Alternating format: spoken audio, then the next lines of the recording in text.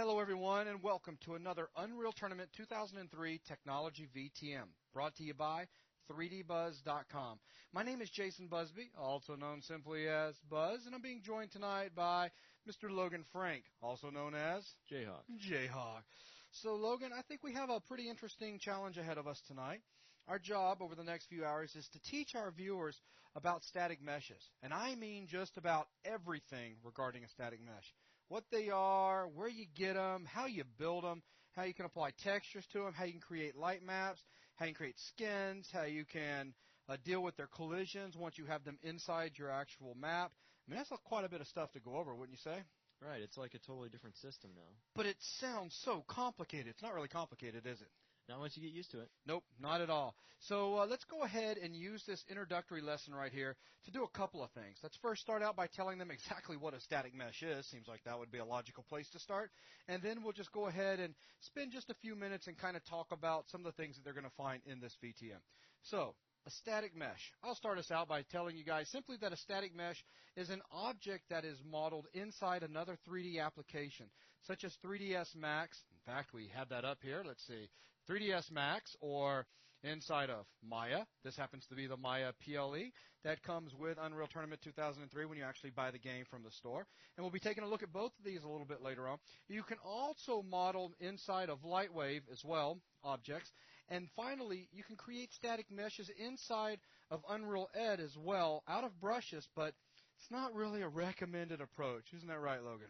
No, it won't be as optimized. And if you've done CSG operations on the brush, then vertices won't match up and stuff like that. Exactly, and that can cause things to actually slow down a bit. You won't get the performance gain of a static mesh.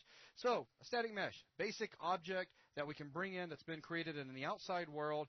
This object can have a significant level of detail, isn't that right? Yes, it can. As a matter of fact, right now we're looking at a very simple hallway that we've put together that contains 2 subtraction brushes and 1 addition brush, which is simply serving down here as our ground plane. As a matter of fact, if I come in here right now and just simply hit, let's go ahead and click that again, hit W there, and what I've done is I've hid all of my static meshes. And so what just looked like a very complex hallway just a second ago now looks very, very bare, wouldn't you say, Logan? Yes, I would. In fact, let's go ahead and come up here and turn it over into wireframes. And this is our map. Man, I'll tell you what, we're good, aren't we?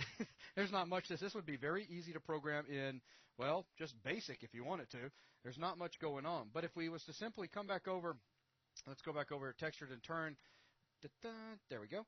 Go ahead and hit W again so we can see all of our static meshes. Suddenly our very simple hallway that's made up of just 3 brushes in total is now transformed into this very rich environment that contains wires and these different grates and pipes and all sorts of interesting things. But now by adding all of this detail, Logan, is this going to slow gameplay down? No, that right there would actually be very acceptable. Okay. The hardware, the video card takes a decent amount of the burden from rendering static meshes. I see. So basically what's happening is when you've created one static mesh, generally you're going to reuse that static mesh over and over and over throughout your level, right? Right. And the vertices are actually cached on the video card itself.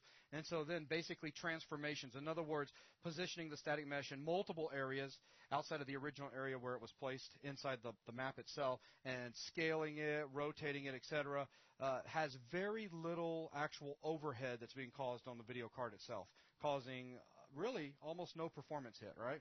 That's it. Okay, very cool. So with that, I mean, that's one heck of an advantage to using static meshes. But you know what? It does come with a disadvantage. And the disadvantage is workflow is now going to change, basically from the old ways that everybody is used to actually creating levels inside of the Unreal technology. And that is, instead of working strictly with brushes, or you could, of course, in the old days, make decorations. You go out and make an actor from another application and bring it in. But we're talking about something entirely different now. So now what's going to happen is our level editor themselves have got to know some sort of 3D application to generate these really nice-looking objects that we can use inside our map. Whether they need to know a 3D application or they're going to have to hire somebody and put them into their production pipeline that knows one of these 3D applications. Is that correct? Right. So that definitely does kind of change things around a little bit. Just the whole idea, some people aren't always very keen on having to go out and learn entirely new applications. Now, I will say there's some good news behind this, and that is in this particular VTM, we will take the time to show you both workflow as far as 3ds Max is concerned and Maya is concerned as far as actually creating a static mesh and then bringing it over into Unreal Ed. As a matter of fact, later on in the VTM, we're going to take the time to become a little bit more advanced as far as the Maya PLE is concerned, and we're going to show you how you can even use MelScript to enhance enhance the whole exporting process, if you will, with the little plugin that comes with Maya PLE itself. So we've got some pretty exciting things to look at. So there's just a real quick overview of static meshes, what's cool about them and what's kind of not cool about having to work with them now, which technically there's nothing not cool about them. I mean, they're absolutely awesome. It's just now you've got to know more software. So with that being said, let's go ahead and spend just a second and talk about what we're going to find in this VTM.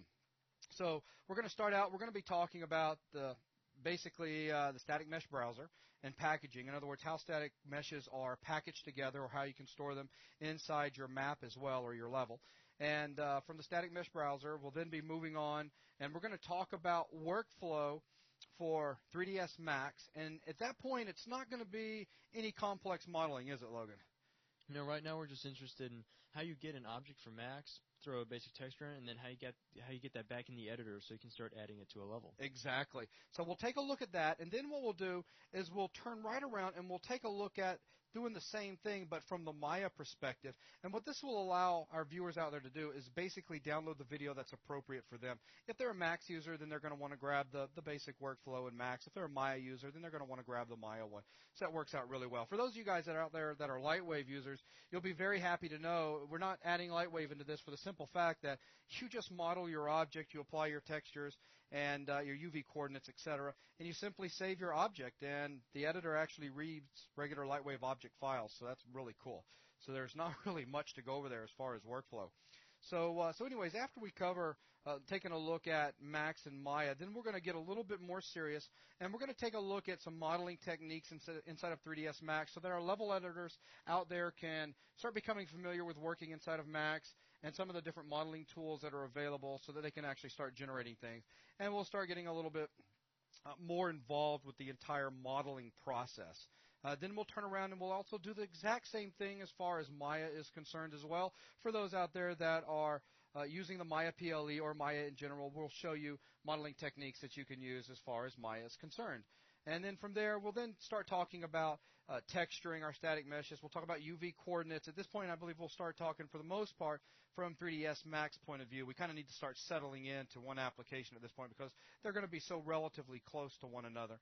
But we'll talk about texturing and working with UVs and how to actually go in there and do texture bake-in to create skins and how we can also create light maps. We'll also talk about skins.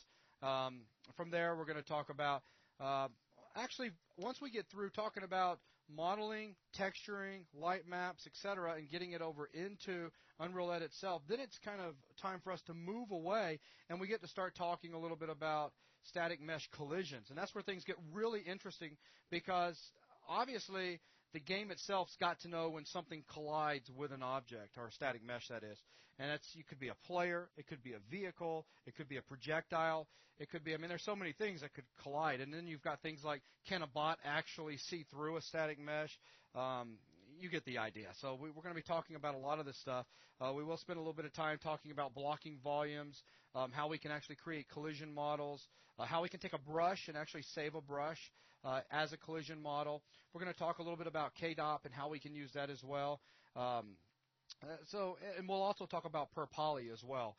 But of course, that can kind of work against us as far as performance goes. And then we'll talk a little bit about some collision properties. We've got B-block karma that we're going to address, B-path colliding. We've got B-block zero extent trace and B-block non-zero extent trace as well. We'll cover all of those, and then we'll wrap it up.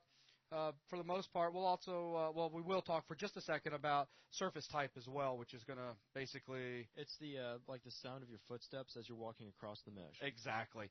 And then outside of that, then we'll wrap this whole thing up with, we'll see if we get a little bit of extra time. We'll throw in some tips and tricks like, if you wanted to have a a vehicle right over a static mesh, how would you go about making that happen, and how we can enhance the Maya PLE like I talked about a little bit earlier as far as enhancing the exporting operation so that it's very quick to export your geometry out and over into Unreal Ed.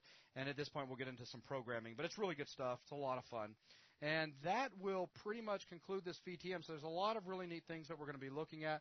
It's a very exciting VTM. It sounds very complex. I mean, we've got to use all these different applications, and I'm just getting so worried. But it's not bad, is it, Logan? No, I mean, once you get the workflow down, it's really a lot of power you have then being able to work in different programs to create these meshes. Absolutely, and even better than that, when you say it's a lot of power that you have, it's a lot of power that you're able to give your level, if you want to look at it like that, with all of this new additional detail. I mean, there's just so much more visually that you can add now without suffering major performance hits. You agree? Definitely. Okay, so with that, that's going to conclude this little introduction section right here. So let's go ahead and get busy and start talking about static meshes.